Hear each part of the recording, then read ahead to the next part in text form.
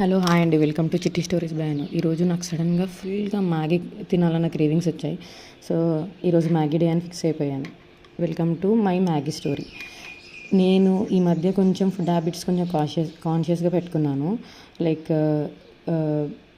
Carbs కొంచెం మైల్డ్గా తీసుకొని ఎక్కువ ఫైబర్ అలా ఇంక్లూడ్ చేయడానికి చూస్తున్నాను. సో ఈ మ్యాగీ కూడా క్యారెట్స్ ఎక్కువ వేసుకొని కొత్తిమీర గార్లిక్తో తాలింపు వేసుకున్నాను. తాలింపు వేసుకొని పక్కన పెట్టుకున్నాను అనమాట.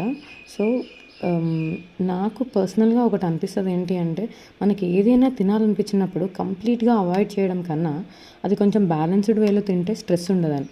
ఎందుకంటే తినాలి అన్న స్ట్రెస్సే సగం మనని లావు చేస్తుందేమో అని నా ఫీలింగ్. అండ్ మ్యాగీ వచ్చేసింది. సో మ్యాగీ మసాలా ఈ క్యారెట్ తాలింపులో వేసేసాను.